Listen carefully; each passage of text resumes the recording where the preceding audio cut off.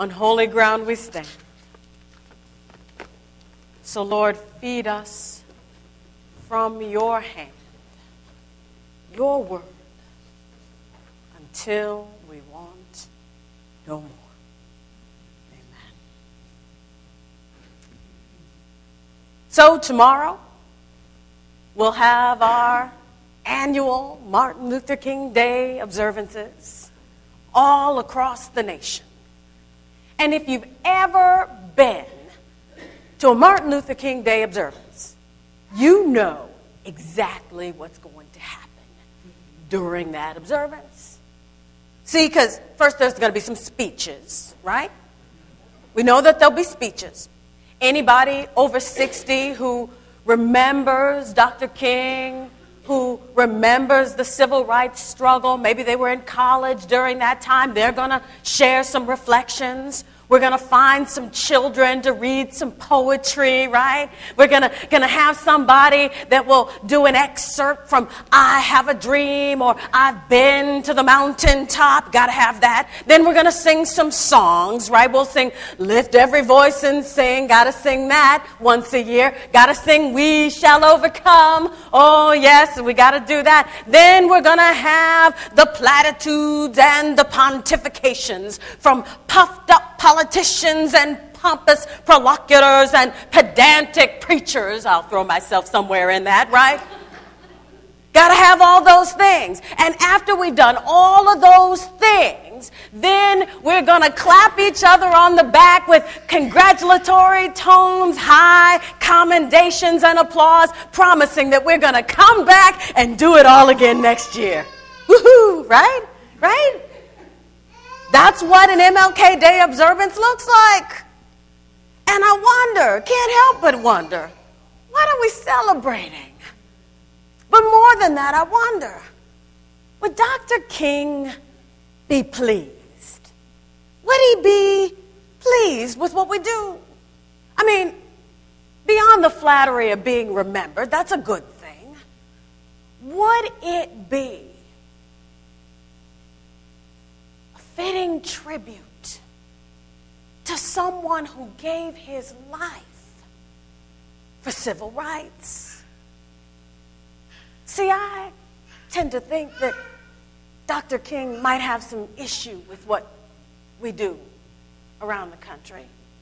In fact, I'd sort of think that he might respond like God did through the prophet Amos. See, God didn't mince any words. What did he say? I hate your festivals. That's what God said. He said, I take no delight in your observances. And I sort of think that Dr. King might respond in that same way. Why? Because what we do feels like a lot of empty ritual. Oh, we talk. It's a lot of talk. But no action, speeches, but it's only talk. I mean, we rally and rail on Monday and go back to our regularly scheduled programming on Tuesday. We do it every year. What are we celebrating? And you know, the sad thing about that is I really think that in some places we think we're doing something great. We think we're doing something really monumentous, such that we should be proud, God should be proud, like we've earned some brownie point somewhere because we think we're keeping civil rights in the forefront of everyone's mind, that we are speaking of equality and justice for all, and that we do it once a year. That's good. But I think that it would be sort of like the Israelites in Amos's day, being so proud of themselves. And because they were so proud of themselves, they were waiting for the judgment. See, back in Amos's day, the Israelites, they believed themselves to be doing exactly what God had commanded them to do. They were following God's command. They were following God's law. That's what they thought. They were taking time to do these annual observances and burnt offerings. And they figured because they were being so righteous, because they were being so faithful, because they were doing what God had commanded, at least in their mind, they would be saved. Especially when the judgment day came and God came to strike all of Israel's enemies. Oh, yeah, they were looking forward to it. They were like, get them, God. Get them. Because those are bad people. But not us. Oh, no, we're faithful. We've done what we're supposed to do. And Amos said, no. I think you've been a little too hasty. Because the fact of the matter is, you're not seeing your own culpability, your own issues, your own problems. See, in Amos's day, Israel was guilty of all kinds of atrocities. They would oppress and discriminate against the poor. Corruption was rampant. Judges would arrest poor people just to exact payment out of them.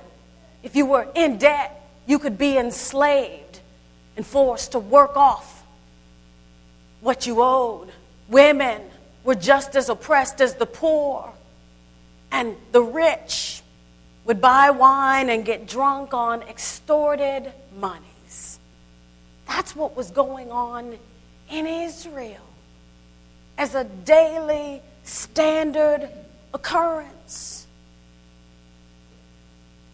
And God was saying, yes, when I come back, there will be judgment for your enemies, but there will be judgment for you as well. Even more judgment, because you're supposed to know through my laws what is righteousness and what is right to do. And I can't help but think there are a lot of parallels between us and the Israelites of Amos's day. Because every now and then we think we are so righteous, that we're doing the right thing.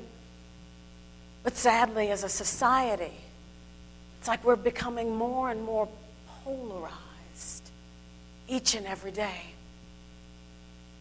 I mean, we've heard nothing in the news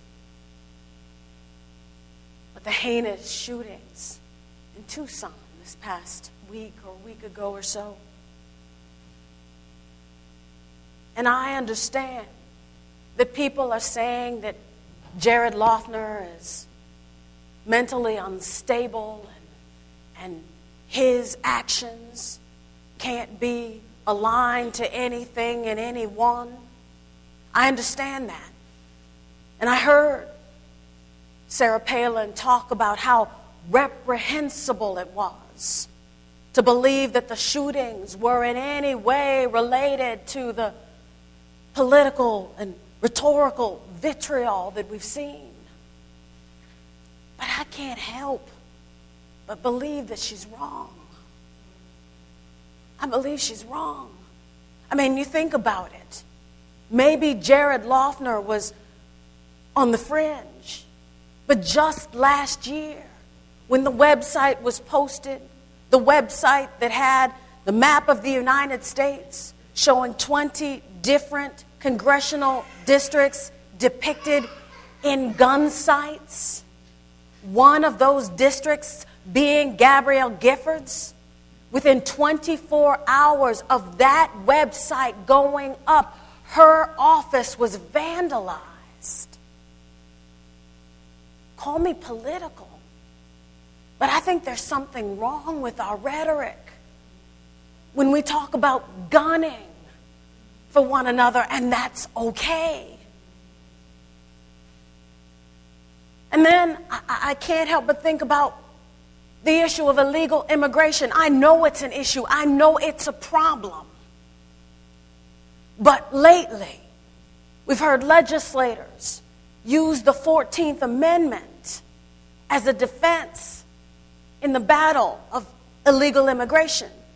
Now, you might have heard this or you may not have, but the 14th Amendment was ratified in 1868. It was ratified because blacks in this country at the time weren't considered U.S. citizens. And this was ratified. The 14th Amendment guarantees that anyone born in the United States or naturalized in the United States is a citizen of the United States. Well, now, 143 years later, we want to call into question that amendment and say that it's been misinterpreted.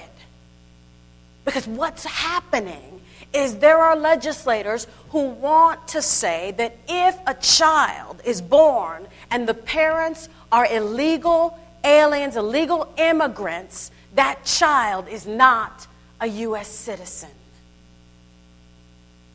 Now, call me political, and I recognize that this is provocative, but I don't get why there's a problem right now, why there's an outcry right now, because there was no outcry and desire for reinterpreting that amendment when droves of Europeans were coming into the country. Help me understand how justice is served. See, you got quiet on me.